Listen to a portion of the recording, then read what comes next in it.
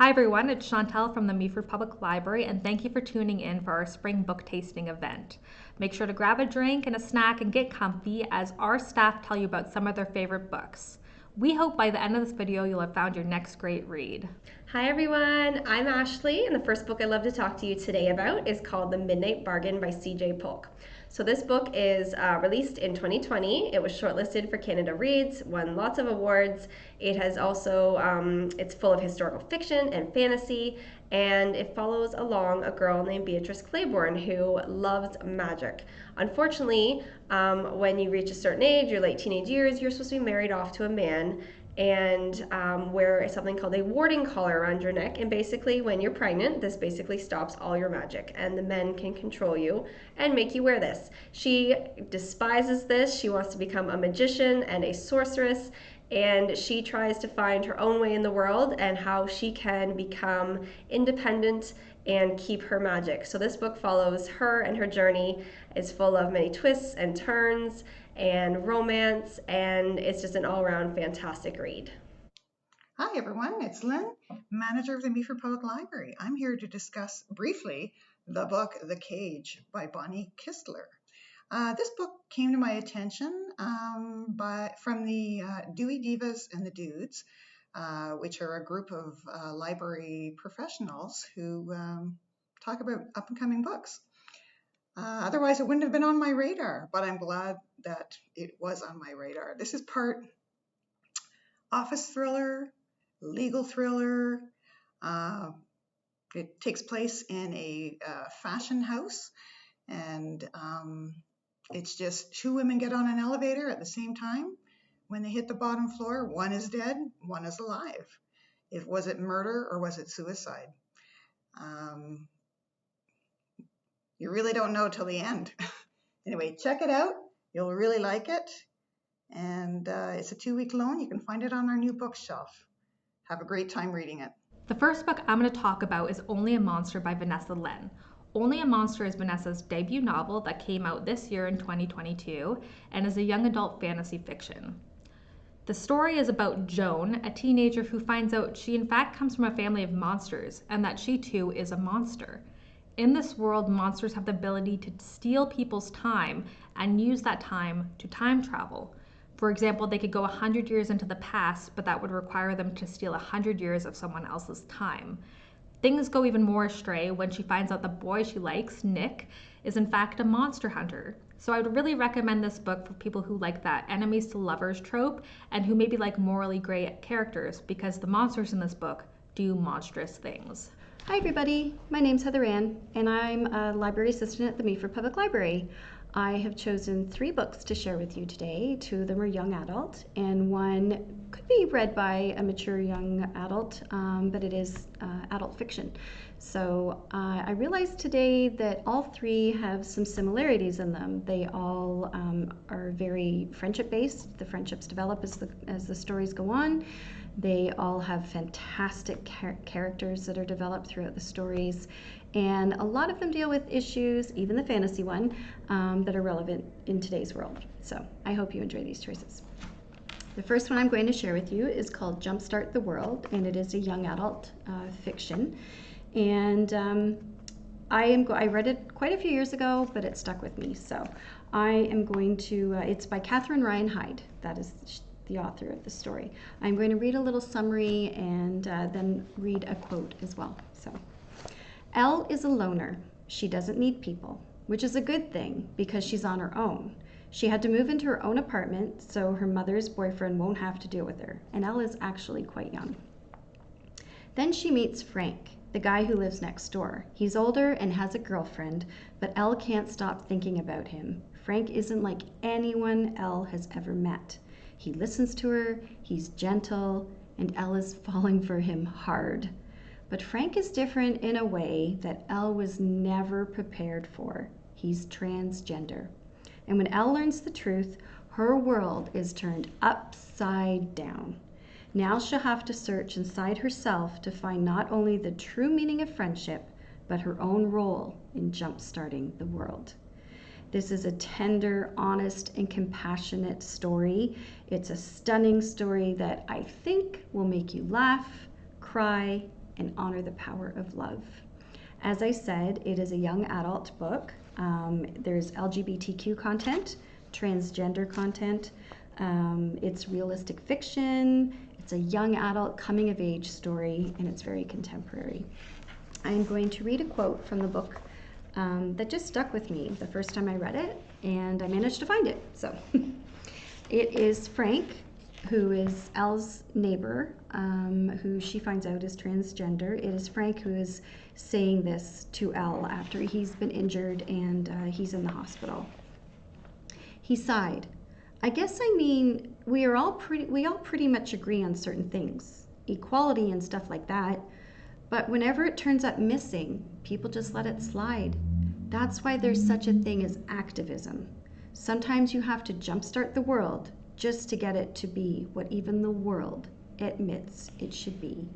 So again, that is Jumpstart the World by Catherine Ryan Hyde, and I hope you enjoy it. The next book I'd like to talk to you about is called The Boy, the Mole, the Fox, and the Horse, and this is by Charlie Maxey. This was released in 2019, and it is a beautiful book full of poetry and illustrations, from simple pencil sketches right up to elaborate illustrations. And I would recommend this book to everyone, absolutely everyone. Kids, teens, adults, book clubs, you name it, everyone can get something out of this book. It follows along the 4 different characters and how they reach out to each other. They ask for help, about love, friendship. Each little page has a beautiful quote, meanings to it. You can delve into this book and really take out little morsels from every single page. It is absolutely a stunning book, and I would highly, highly recommend this to everyone. You can read it in about 10-15 minutes. It's not long at all, but the amount of meaning and depth to the story is phenomenal. Highly recommend. The next book I'm going to talk about is Small Favors by Erin A. Craig. I really enjoy Erin A. Craig's writing. I really enjoyed her previous book, House of Salt and Sorrows, and Small Favors did not disappoint. It was one of my favorite books I read last year, and it's a young adult fiction fantasy mixed with horror. Erin A. Craig has a really good way of writing creepy atmospheres, and I just really love the slow build. It reminded me a bit of the movie The Village because it's set in sort of a 19th century town named Amity Falls that is secluded from the rest of the world. The plot is about Ellery Downing, who is a beekeeper's daughter, and some strange things start happening in her town. First, the supply party goes missing, and people think that maybe there are monsters back in the woods. And then next, it seems other people are getting their desires and dreams fulfilled in exchange for a small favor. It's kind of a Rumpelstiltskin retelling, and it's just one of those books that has you on the edge of your seat wondering what's going to happen next. So I really recommend it for people who like those sort of slow build, tension atmosphere books. The next book I'd love to talk to you about is called Beasts and Beauty, and this is by Somain Chanyani. This is a junior fantasy novel, and what I really liked about it was the cover is gorgeous, that draws you in right away, and on the back, here's what it says. You think you know these stories, don't you? You are wrong. You don't know them at all. So he takes 12 different fairy tales and basically spins them on their head. So you think you know what's going to happen, but you really don't. As I said, there's 12 different tales, so you can read them each individually, pick one up, read it, and then put it back down for another day, or you can read them all back to back as one big book. It also has really gorgeous illustrations inside, so it's great for those young readers, but it's also fantastic for the adult readers as well. So a book for everyone. The second book I've chosen to share with you is also a young adult fiction, and it's called A Curse So Dark and Lonely by Bridget Kemmerer. And it's basically a retelling of the classic fairy tale Beauty and the Beast, and it's it's contemporary and modern. I'll read a little summary, and then I have a quote from that story too. Fall in love, break the curse. Cursed by a powerful enchantress to repeat the autumn of his 18th year, Prince Wren, the heir of Emberfell, thought he could be saved easily if a girl fell for him. But that was before he turned into a vicious beast, hell-bent on destruction, before he destroyed his castle, his family, and every last shred of hope. Nothing has ever been easy for Harper. With her father long gone, her mother dying, and her brother constantly underestimating her because of her cerebral palsy, Harper learned to be tough enough to survive. When she tries to save a stranger on the streets of Washington, D.C., she's pulled into a magical world. Break the curse, save the kingdom. Harper doesn't know where she is or what to believe. A prince? A curse? A monster? As she spends time with Wren in this enchanted land, she begins to understand what's at stake. And as Wren realizes Harper is not just another girl to charm, his hope comes flooding back. But powerful forces are standing against Emberfall, and it will take much more than a broken curse to save Harper, Wren, and his people from utter ruin. I love this story, and it is a trilogy. It's the first one in the Cursebreakers trilogy. And I have read the second one, and I'm about to start the third. So the character, I love the character development. They all evolve and become better versions of themselves. It is a fantasy young adult genre, but I think you should give it a go. There's romance, like I said, strong elements of Beauty and the Beast. Fantasy, magic. It's a fabulous book. And if you like reading series, there's 3. It's a trilogy, so you can get more after you read the first one. The quote I'd like to share, I feel, is very relevant in today's world as well. And I believe it was a village woman that said this to Harper. I am always surprised to discover that when the world seems darkest, there exists the greatest opportunity for light. So when there's cracks, the light can come in. So I just added that part. I hope you pick it up and enjoy it. The next book I'd love to chat about is called The Last Thing He Told Me by Laura Dave. So this book is a mystery, a thriller. It'll take you on a fun ride, and it instantly became a New York bestseller when it came out in 2021.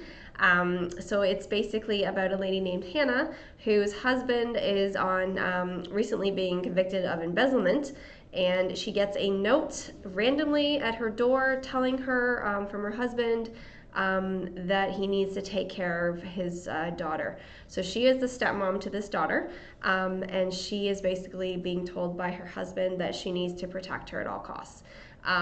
She knows nothing else. This is just dropped out of nowhere. So she basically is trying to figure out where her husband has gone as he's disappeared. And it is following the development of that story, as well as the relationship between her and her stepdaughter. And she's basically left with a girl that doesn't like her, and they are both trying to find the man that left, which is her husband and the girl's dad. So they're basically stuck together trying to figure this out, and it shows the relationship that grows between the two of them, as well as the mystery and like what happened. Why is he being charged with this? What's happening to the business that has gone under that he was a part of? And all the different details that they start discovering about his past that aren't adding up and aren't making sense.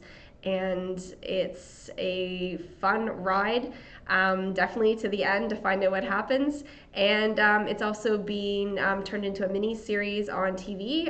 So once you read the book, you can watch the TV show. I think it's coming out soon. And fantastic fun read for anyone who loves mystery and thrillers. The next book I'm going to talk about is very different from the types of books I normally read, but was a book I absolutely fell in love with. It's called The Love Hypothesis by Ali Hazelwood. It tells the tale of PhD student Olive, who has to fake date a professor from another department named Adam. The reason I love this book is because it's set in an academic setting, and it actually really reminded me of university. Anytime they were describing stuff in the book, I was just remembering me in the university halls, and I could really relate to that. And it also focuses on women in STEM, which is science, technology, engineering, and math. And I really enjoyed that aspect, especially because I studied STEM subjects, and it was just something I could relate to. I feel like people would really also like this book if they like the grumpy character meets sunshine character. That trope is really, really prevalent in this book. And it was also voted Amazon's best romance novel in 2021 and was a Goodreads Choice Award nominee for romance in 2021. So, some of you may have noticed the wardrobe change. It wasn't my intention. However, tech failed me the other day, or I failed it, whichever way it goes. I hadn't recorded my last video, so here I am on a different day recording my final book and my most favorite. So it had to be done. Anywho, all right, so for my final choice, I chose Firefly Lane, which some of you may be aware is a series on Netflix. However, you've got to read the book. This was my very first book by this author, and I have read many of hers since, and it is written by Kristen Hanna. I will give you a little summary and one of my favorite quotes from the book itself. So, it's a powerful novel of love, loss, and the magic of friendship. In the turbulent summer of 1974, Kate Malarkey has accepted her place at the bottom of the 8th grade social food chain. Then, to her amazement, the coolest girl in the world moves in across the street and wants to be her friend. Tully Hart seems to have it all: beauty, brains, ambition. On the surface, they are as opposite as two people can be. Kate, doomed to be forever uncool, with a loving family who mortifies her at every turn.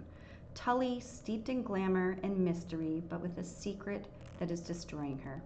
They make a pact to be best friends forever. By summer's end, they become Tully and Kate, inseparable. This magnificent novel spans 3 decades and plays out across the ever-changing face of the Pacific Northwest. It is a poignant, powerful story of 2 women and the friendship that becomes the bulkhead of their lives. I just want to say it is more than a coming-of-age novel. It is a story of a generation of women who were both blessed and cursed by choices. It's about promises and secret betrayals, and ultimately about the one person who really truly knows you and knows what has the power to hurt you and heal you. Firefly Lane is a story you'll never forget. I haven't. One you'll want to pass on to your best friend. I actually think I'm going to read it again. It's a moving, realistic portrait of a complex and enduring friendship. I like to go on a journey when I'm reading a story, and I definitely went on a journey through all the ups and downs, all the moments that Tully and Kate, I put their names together, that Tully and Kate went through, and the people that they encounter and their life choices. I went on a journey with them. I like to see the characters grow, and they definitely did. And Kristen Hanna definitely delivers on those notes. I can relate to the characters also. The music that is steeped within the characters also is very relevant. And yes, I think on many levels you will relate to the characters and the times that they go through. Made my heart sing, and it made my heart ache. And I just want to say that this book is adult fiction. However, a mature young adult reader, there are some, difficult issues that are dealt with, but a mature teen reader definitely would enjoy this book as well. So it is fiction. It would be considered chick lit. There's romance, it's contemporary, it's historical, it goes back and forth in time. It's drama, and it's just a fantastic book. I really jumped into, and as I said, it was the very first one by Kristen Hanna that I've read, and I have definitely read many, many more of hers since, and will continue to do so. I just want to share a quote before I wrap up, and the quote is, "That was the thing about best friends. Like sisters and mothers, they could piss you off and make you cry and break your heart, but in the end, when the chips are down, they were there, making you laugh, even in your darkest hours." Do yourself a favor. If you haven't read the book yet, please pick it up and read it today. Take care. The next book I'd love to chat about is called Under the Whispering Door by T.J. Klune. You might recognize that author's name, as he's also the author of The House in the Cerulean Sea, another fantastic book as well. So this book is where we meet Wallace, who is an office worker who works way too much, has very little personal relationships, and ends up being a bitter individual who ends up having a heart attack and dying.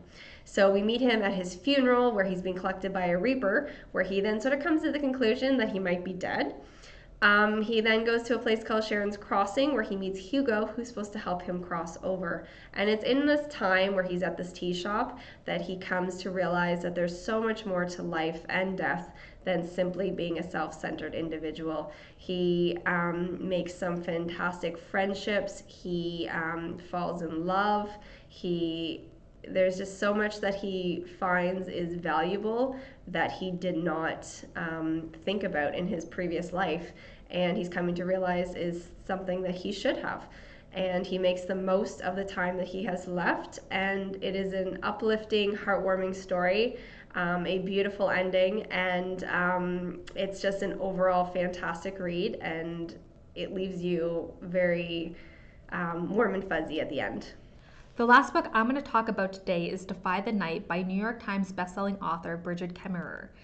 I loved her previous series, A Curse of Dark and Lonely, that I believe Heather Ann talked a bit about.